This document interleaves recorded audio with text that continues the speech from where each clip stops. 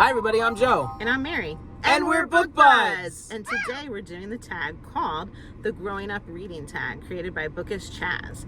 And Chaz is a buddy of ours. He tagged us in his original tag, and we should have gotten to it faster. Sorry. But we're doing it now, and it's super fun because Joe loves reminiscing about the books that he was reading as a little kid. And so he's going to predominantly answer the first prompt, and then like new to us kids books, I'm going to predominantly answer that prompt because I love all the stuff that my kids are reading. So that's how we're going to tackle this tag. Okay, so the first question is, number one, what were and are your favorite children's books? Take it away, Joe. All right, so Chaz took his time and did a few books, so I was just like, I'm not going to be quick with it. I'm going to bring in a lot of books. He has a lot of books here. Okay, so I'm doing like young, when I was really young first, and then we'll get a little bit older. Okay, we loved this. When I say we, I'm going to say like me, my brother, my mother would read to us. Yeah. So like this is just memories. The Best Nest. By P.D. Eastman. You know it? Yes. Awesome. Oh my God, Joseph and Robert. Our best liked book. Mary, look. See, I wasn't lying. It's scribbled with crayon all over. And then they wrote that it's our best liked book. That's we adorable. Loved it. So this was just great because these two birds, look, there's crayons on this page too. They make a nest and they go around. I love my house, I love my nest. In all the world, my nest is best. And it's like all these kinds of things. And look at the illustrations. It's so cute. Classic. So yeah, they go and they get like twigs and they get things. Look, she's having a problem there at the mailbox. And this book held up really well. I mean, it was well loved. It's still together. Yeah. Yeah. This is like from the 70s, 80s. So yeah, they get like hair from the guy and they're going to make the nest. So you read this too? Cute. Yeah. Yeah. There it is. Super cute. I love it. Okay, so I love Peanuts, Charlie Brown, Snoopy. So I got these two books here that I always loved to look at. You're in Love, Charlie Brown, and it's just, it's typical Charlie Brown. Yeah. So fun stories, and yeah, love these. And what's that one? It was A Short Summer, Charlie Brown. Yep. They're around the campfire. Schroeder, love it. Super cute.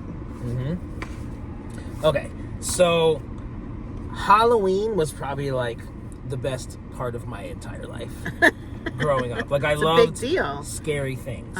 So, I mean, these weren't like scary; they're like little kid stuff. But do you know Georgie? I don't. I feel like you've talked about Georgie before, but I knew Casper, but I didn't know Georgie. So Georgie's this cute little ghost. Yeah. And he has all these books. Cute. So we got the Christmas one. Georgie's Christmas Carol, we got Georgie's Halloween, and we got Georgie. So I guess that was the original. Yeah. But yeah, look at these. So cute. Georgie. Yep, Christmas. Fun ones. Okay, so another Halloween one.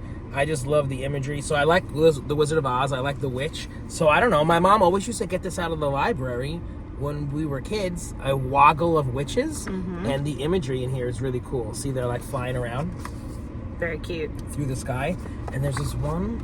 And your mom dresses like a witch for Halloween a lot, right? She does all these witch things. Yeah, look at them in the corn stalks with the pumpkin, and they're flying away and they're scaring the kids. Cute. So like when I was younger, I just loved this. And they're on the moon. Look, they're on the moon. Cute. This one, they're actually on the moon. He doesn't look happy about that. So, a woggle of witches. Yeah, look at her. There she is. Cute. I love this. Okay. This was another favorite. Did we write in this one? We loved The Devil in the Drain by Daniel Pinkwater.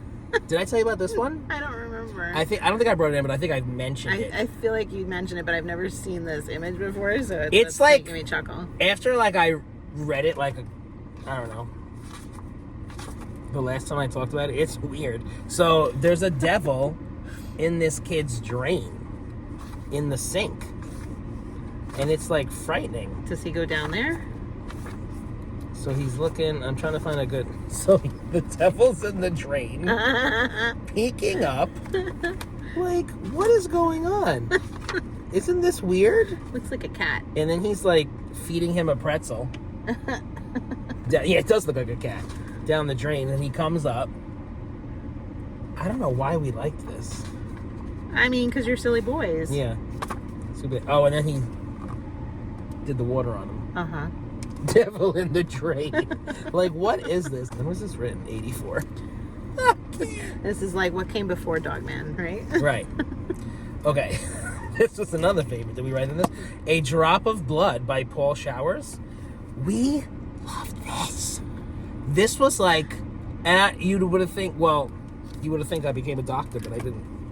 A Drop of Blood, and it's kind of like educational. So like he pricks his finger, and I guess it's like, and then what happens? And then like he's bleeding.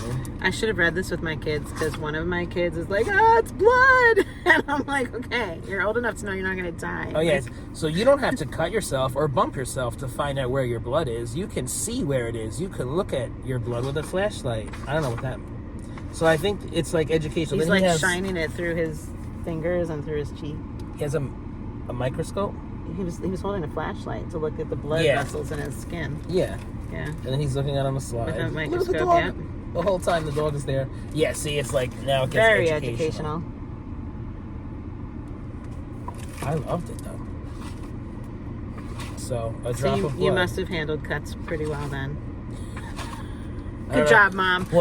This book was a good strategy. Look, it's talking about like the platelets and stuff. Look at this. Yep. Uh-huh. Do you want this for your blood drive? Look at Ross. What's he doing? I'll send it out with emails. Like, see? Big donate. people need more blood. Russell is 11 years old. He weighs 88 pounds. He has about 5.5 pints of blood in his body. Isn't this funny? I'm going to take this and read it with my 11-year-old and see what he says. See what happens. I don't know why we liked this. And then he's got a Band-Aid. And everything's okay. Yep. Pretty funny. Yes. Okay. I know you love this one. Guys, I can't. Frog and Toad are friends. I think Chaz mentioned this as well. Okay. In this video, maybe? I know I read this as a kid, too. Oh, God, I love Frog and Toad. Mm-hmm. They are the cutest little MFers ever. I love their little cartoon that they have, and like the voices are perfect. And I think I talked about this. They have a new one. Oh no, I told Chaz because he did mention it. They have a new Frog and Toad show on Apple TV. Cool. And it's like, it's new, but it's like it stays true to this like old kind of old-fashioned feel that the cartoon that the books had. Uh-huh. Go check it out, Apple TV. Frog and Toad. It has all the episodes, and there's a new season coming. So excited! I watched them all. I love how excited you Yeah, are. there's a little snail. He delivers the mail. They're all in there. Adorable. Okay. You got anything else? So we have some as we get older now. Okay. As we get older. Okay. Like 9, 10. Let me talk about this first. No, let's go in the order. All right, Stuart Little, my first book report. I know you love that one. Love Stuart Little. He's famous. I don't think I have to talk much about him, but I did, for the book report, I traced the cover, and I still have the book report. I should have brought it in. And it was really good. Well, I mean, I traced it. Yeah. I didn't Well done. draw it. Okay, so these my friend gave me, a little girl who lived down the road when we were kids. I had never heard of these, and they had plans to make them into a movie. Catfish Bend. The Strange Invasion of Catfish Bend. That's the series. Okay. These are extremely rare because I kind of like, I research, I look things up. You can't find these anywhere. They are just not available. But on one of these books, it says soon to be a major Walt Disney motion picture. That did not happen, guys. Okay. That was shelved. Huh. Because I've looked it up. If I'm wrong, please tell me where I can find it, because I always want it. It's kind of like Do you have Disney Plus? Did you check? I didn't check. I'll check. It's kind of like Wind in the Willows, like all little animals living together. I just always love these. Cute. They're old. I feel like I should mention, as you're saying, like you can't find these. There was a book called Goofs Off. that I loved, and I feel like they were like a PBS kind of book or something like that, and they came in these hardcovers similar to like a Dr. Seuss style. And there were different characters. There was a goose, there was a camel that was like a lazy camel. I know what you're talking about. It was always in the doctor's office when I went. I loved those books. I know exactly what you're talking about. There was one that was like a purple guy. What was yes, he? yes. I can see them in my mind. Oh my God, we have to look this up. I'll find pictures and put them here. Yes, but we have to look it I up. loved those, and I didn't want to keep them from my youth. Sorry, guys, but like I have an issue with old dusty books because in my house we have a number of people with dust allergies, and so I'm like, I'm not going to be reading this dusty book to my child that's allergic, so I'm not going to keep these old books. I'm really sorry. I gave them away. I probably donated them to the library or something like that for a book sale. But then when my kids were born, I was like, maybe I can buy new ones, and they didn't re-release them. It's like you'd be buying old ones like I got rid of, you know? Yeah. So that's why I don't possess them any longer. But they were amazing. They were books. so cute. I loved them. Yeah. All right. So everybody knows these. Choose your own adventure. Oh yeah. We read those in school. They had them on the shelf in my teacher's classroom. Yeah, these were great. You know, it's like when you're in charge. Yep. You're in charge. Turn to page, whatever. If you tell the Hierarcha that you will go with his warriors, turn to page 52. If you tell him that you won't take part in a war, turn to page 56. Yep. This was fun. Yep.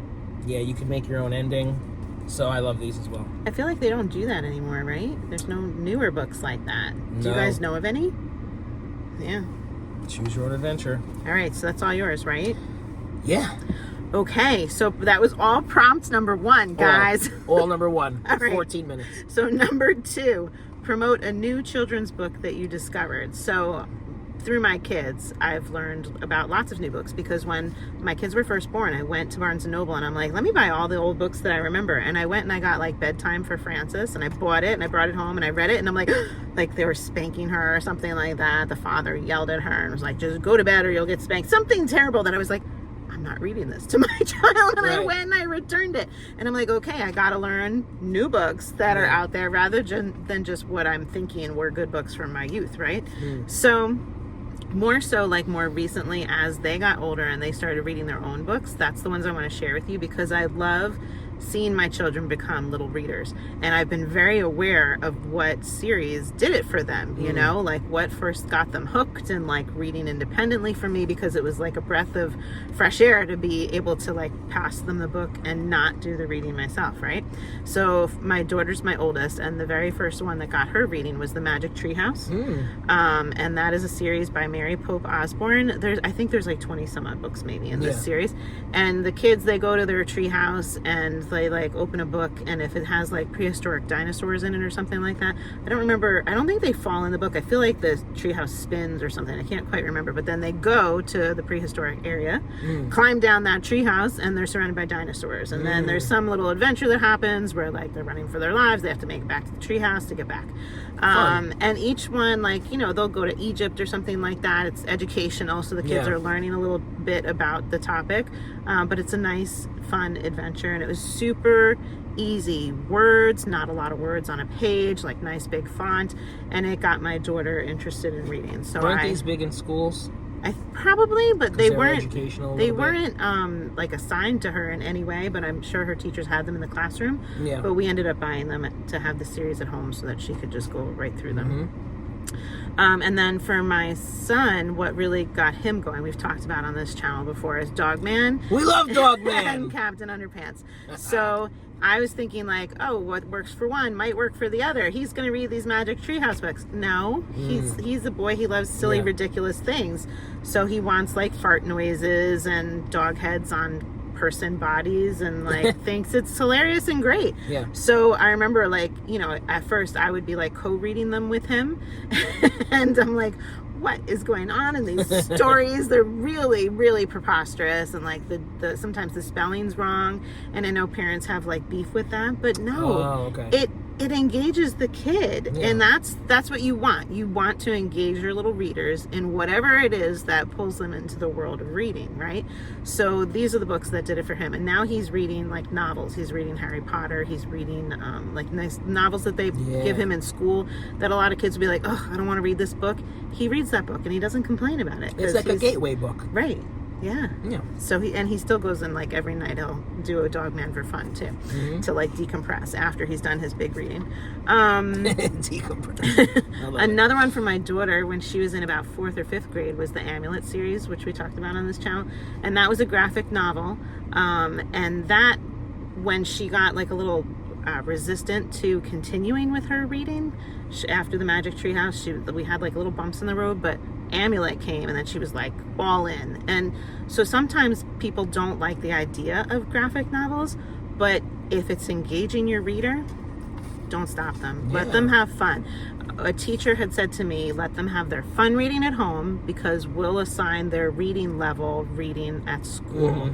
We don't want it to be a chore for them when they're home. Let them read whatever they want. So I never worried if we were reading things beneath their age range, just as long as they were having a good time with it. And then from my daughter, Percy Jackson series by Rick Riordan. I mean, like, people love this series, and I had not heard about it before my kids. So Percy's a demigod. It's all with the Greek gods and everything. And it's written in a very silly kind of manner, you know? So, like, Percy has ADHD, and he's always, like, goofing things up, or, like, you know, weird things are happening with teachers that you wouldn't expect. And it'll make the kids chuckle while having this great adventure and learning all these different Greek things. So it's great. And there's so many series from this one author and that topic. It's great. And then another one, I don't think I've mentioned in a while, that my daughter read the first book in school and then we read the whole series together, was City of Ember by Jean what do I say that? DeProw? Jean DeProw. I just unhauled that book. Did you? Yeah. You didn't read it? No. You would love it. You should read it. So City of Ember. So it's about a brother and sister duo, and they are in like I feel like it's like a cave. Like they're locked away, you know, dystopian times, the world was going to end, and like this is just a little city that they've built, and they have some kind of like electrical lines to power the city, and like sometimes there's trouble with that, and like they have their limited source of food and whatnot, and then the brother and sister are trying to like solve the like, well, why are we here, and do we have to stay here, is there a way to get out? And it's such a fun adventure. Like I was really gripped by it, and I think there were 4 books. 4 books.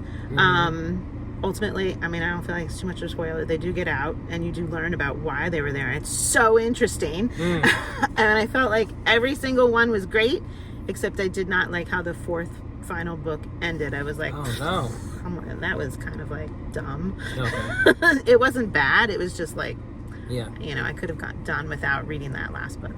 But a great series. So we have to tag some people. That's all I got. Let us know if you guys have, like, if you've read some of these, if there's any that you're now intrigued that you want to read with your kids, or if you even want to read them yourself. I'd be curious if we inspired you on any of them. So who are you going to tag? Bandana Book Mom, Chris Reviews, Shady Side Library. Have at it, guys. If you're enjoying Book Buds, give us a thumbs up. And share us with your friends. And subscribe to our channel, Book Buds! Keep tagging Book Buds. I love watching these. Did we do anything funny for bloopers? I mean, like, we're always funny, but I don't know. I think there's something in there probably. Okay. I was hoping you were going to say something funny right then and there. This is a lot of pressure. What do you want me to say? I don't know.